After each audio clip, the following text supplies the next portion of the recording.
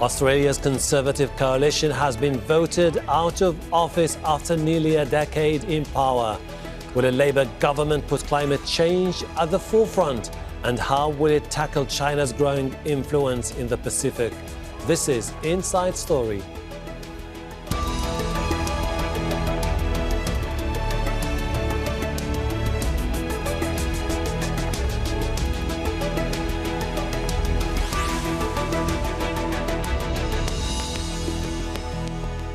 Hello, welcome to the program. I'm Hashim Ahalbarra.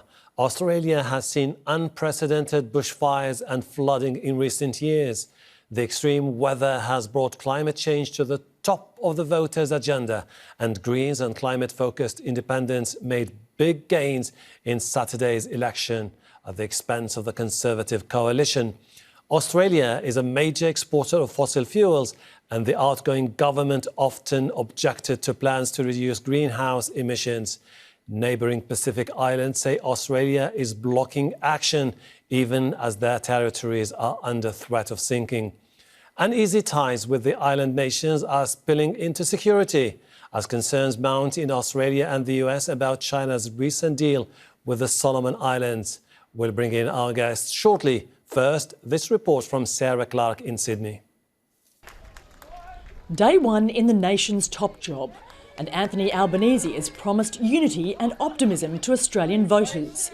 He'll hit the ground running, boarding a flight to Tokyo on Monday for his first official meeting as the nation's leader. Obviously, the Quad Leaders meeting is an absolute priority for Australia, and it enables us to send a message to the world that there is a change of government. There will be some changes in policy, particularly with regard to climate change and our engagement with the world on those issues. This election race was run on personality over policy. Powerful swings left the Conservative coalition party without the numbers to hold on to government, as voters drove the Liberals out of key marginal seats. The outgoing Prime Minister returned to his church, conceding his party misjudged the electorate. You've given us a great foundation from which we could walk what has been a very difficult walk, I've got to tell you, over the last almost 4 years. But at the last election, we really understood that it was for such a time as this. And now we both know it was for such a time as that. New to Parliament are at least 9 high-profile female independents. The group campaigned for more action on climate change and legislating a Federal Integrity Commission to investigate political corruption. That appealed to voters who abandoned candidates from Scott Morrison's party in blue ribbon seats. Lovely to see the independents. I think real change and a step forward for the environment. I feel like maybe now's the time for us to do something different, and if we can get action on climate change, then that's going to be quite exciting. This election has seen a seismic shift in Australia's political landscape. Not only is there a new group of independents demanding greater action on climate change, the Greens party is also hailing it as their best result ever, with dramatic gains in both the lower and the upper house. The postal vote is still being counted and some seats remain undecided. But the Labor Party has vowed to get down to business with a more united approach to federal politics. Sarah Clark, Al Jazeera, Sydney.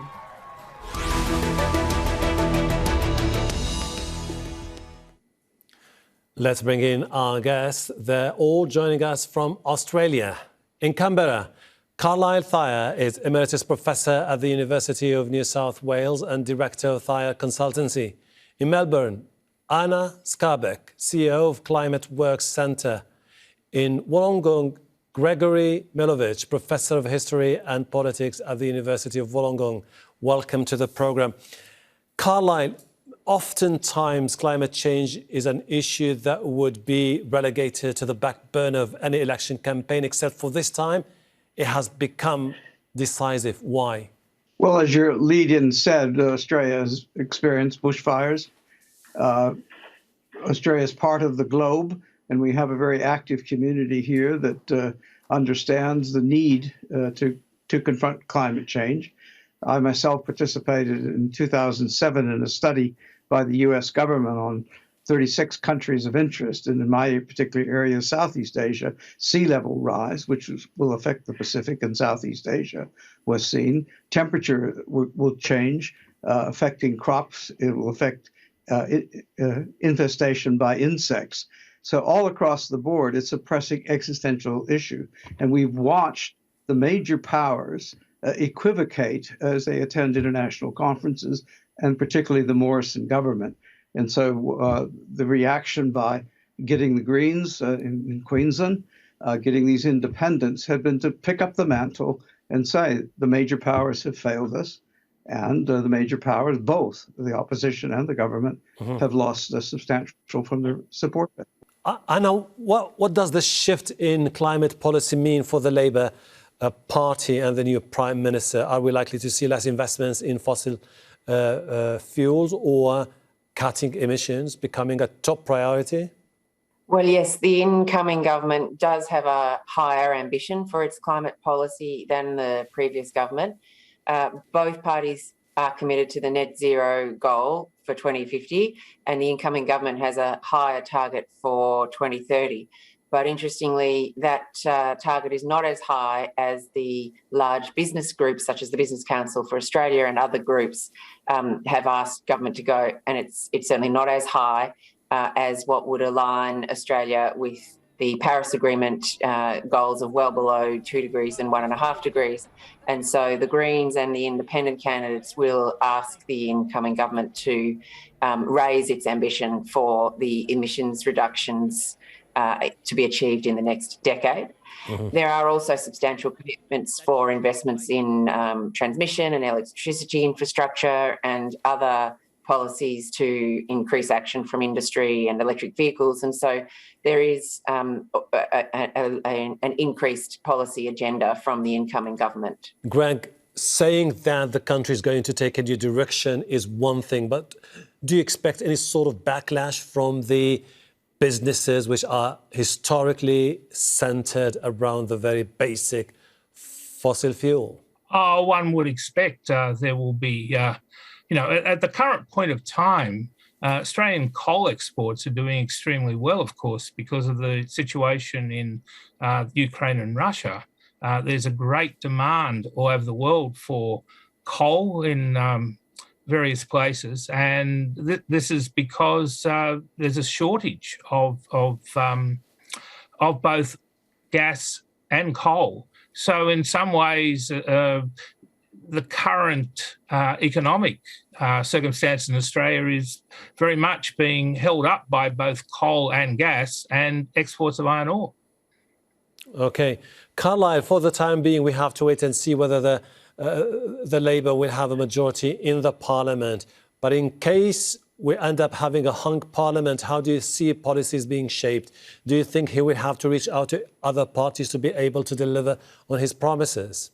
Well, the Labour government has said, and we'll have to see if they can maintain it, that they're not going to enter into deals with parties. Now, they're sitting on, at the moment, 71 projection to have a majority. But if they haven't, depending on the size, they need the 76 seats. They're independent, and they're talking about David Pocock from here in Canberra, or negotiating with the Greens, which would then create difficulties for the government, particularly if they demanded a seat in cabinet.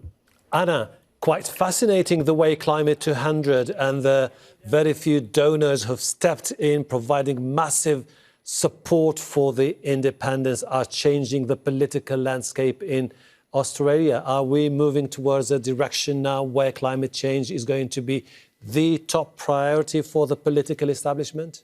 Well, I think what it shows is that the community had moved ahead of perhaps where the mainstream politics was, and the mainstream politics has been the subject of quite divisive debate over the last decade in Australia. And the Teals and the independents, the Voices of movement, have been funded by some large donors, but also thousands of small donors. But also business has moved ahead, and Australia is an economy that certainly exports significant fossil fuels at the moment, but also is an open economy with a very large financial investment international outlook. And so we are very plugged into the trends of the shareholders in the institutional investment community internationally. And so those investors are expecting rapid decarbonisation for the safety of their investment portfolios over the long term. And so that has begun to significantly shift Australian business and industry and the financial sector, who have begun to make their own net zero commitments and begin to make preparations. And so there are many in the community, as has been shown by the Teal independents and the increase in the Greens vote, that are expecting Australian business and government to do more. And I think the vote today has reflected that the community and industry had moved forward during the decade that the political debate was quite stuck, and this is perhaps a catching up recognition of that becoming more visible. Greg, many takeaways from the outcome of the elections. One of them is particularly the fact that the Conservative coalition has suffered major setback in urban areas. Are we likely to see both of them reinventing themselves or changing the way the balance of power has always been maintained between these two key players? I think that what's happened, we have to understand that the Teal candidates all got up in very wealthy and affluent areas, and in Sydney, Melbourne and Brisbane, it was the inner city areas that voted for either the Greens or for the Teals. And that in other parts of Australia, for example, the National Party, which represents large parts of the rural establishment, didn't lose a seat. In outer suburban areas, the Liberal Party did not lose many seats. So, you know, what I suspect will happen is that there will be a political realignment, particularly with regard to the Liberal Party, because it'll have to decide whether it's worthwhile going back and trying to win back these seats, or whether it will reinvent itself as a party that perhaps is more focused on rural and regional and outer suburban Australia. Carlisle, one of the most spectacular takeaways from these elections is the rise of the Teals, the independents. Is it an indication of people frustrated over the legacy of the Conservatives, or a sense that Australia now is determined about the need to move forward towards new directions? Well, I think it's a bit of both. I mean, one, the frustration with the existing parties, but I see it as a reaction to globalization. It moves in other democracies, a kind of flare-up like we've seen in the United States. And not that these are exact, or in Hungary, in parts of the United Kingdom, where the old established parties are now being challenged. And movements have international connections. They can raise issues, particularly on climate change, and have a great deal of authority in challenging the political parties. And then you just add to this, rising inflation, skyrocketing prices for your petrol, and you have dissatisfaction. And you mentioned the corruption, the mistreatment of women under the Morrison government in Parliament. Undermining the norms that they have. And even now, today, within the Liberal Party, were they too conservative or too progressive is a kind of argument. And so this is playing out, and I say it's a reaction both to the existing system, but I think in reflecting international trends in democracies. Anna, for climate advocates in Australia, this could be a unique moment, because you have the Labours gaining ground, you have the Greens, and you have the Teal independents also making gain. Could be the moment for all of them to team up to be able to come up with a stronger policy as far as implementing climate policies are concerned? Yes, All the ingredients are in place for that. Indeed, over a decade ago, when Australia last had a minority government, there were pro-climate independents with the balance of power, and very significant improvements in climate policy and action were taken then, some of which were repealed, but many of which are remaining today. Institutions such as the Green Investment Bank, the Clean Energy Finance Corporation and ARENA were set up in that parliament and are operating successfully and have been supported by governments of both parties since.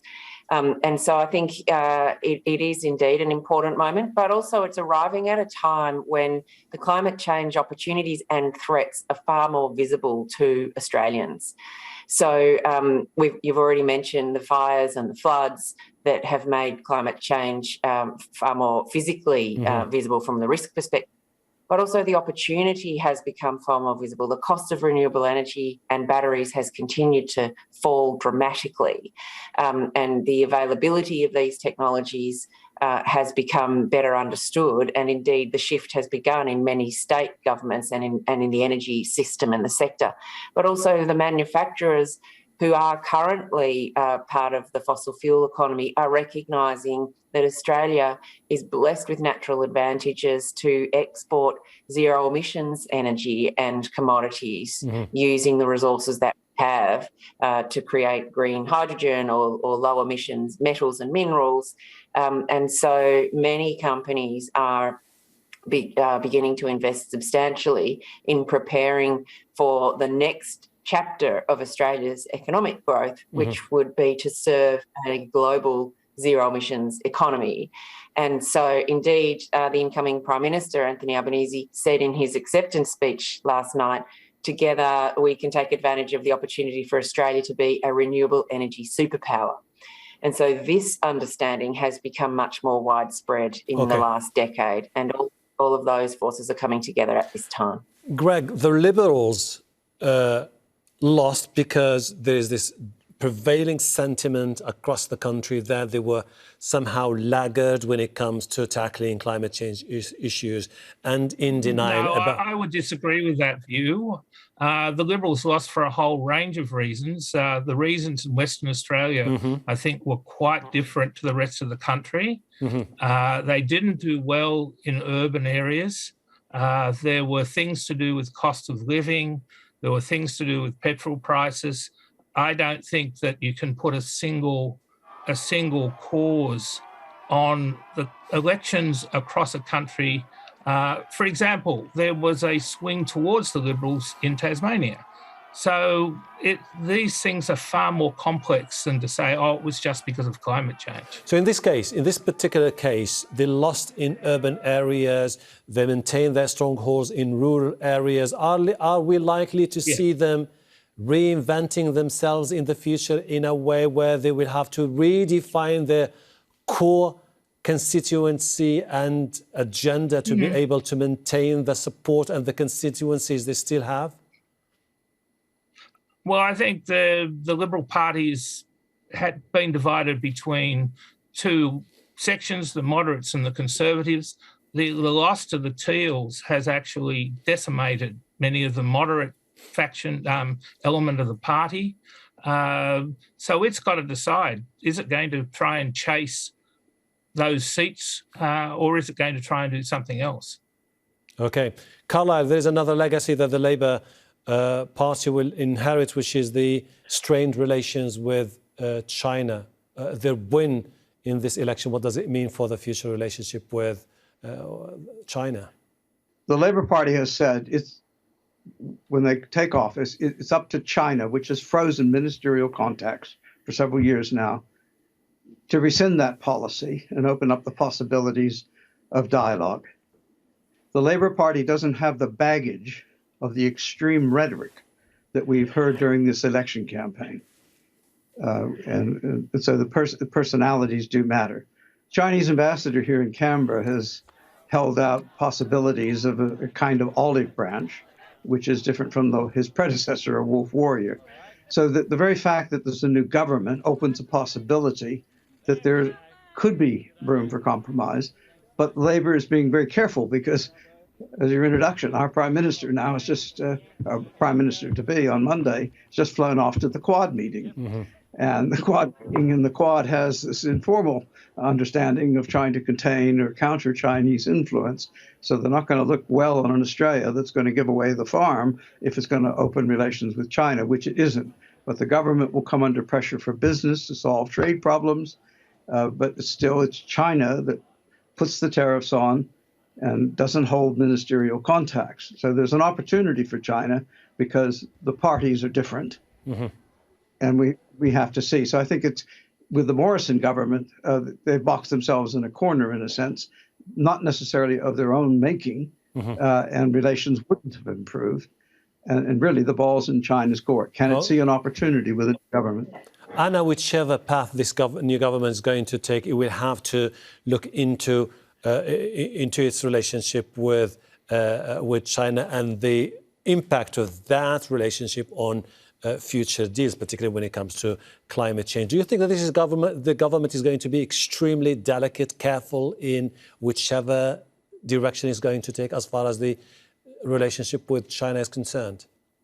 I think we've seen in the past that in relation to the global agreements on climate change, they have indeed sat above somewhat the geopolitics. We certainly saw that with the US and China in the lead up to the previous major climate meeting.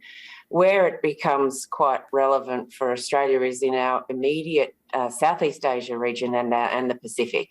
And certainly Australia's relations with its Pacific neighbours have been tested due to Australia's stance on climate change action in the past and the vulnerability of our neighbours in the Pacific Islands to extreme climate damage, and their desire for wealthy nations such as Australia to reduce emissions much more rapidly to help secure the safety of nations in the Pacific Islands in our region. So there are many nations in Australia's region that are interested in Australia's progress on climate.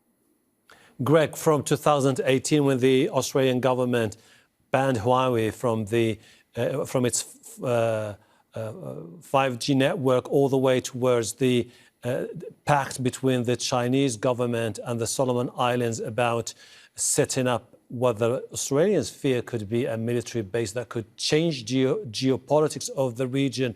Are we likely to see this new government in Australia take a robust approach, particularly as the Americans and the Japanese remain pretty much concerned about China's growing influence in the region? And I think you should include India in that as well. That's why it's the Quad. Australia is, I think it was compared, to a flea on an elephant in comparison to our relationship with China.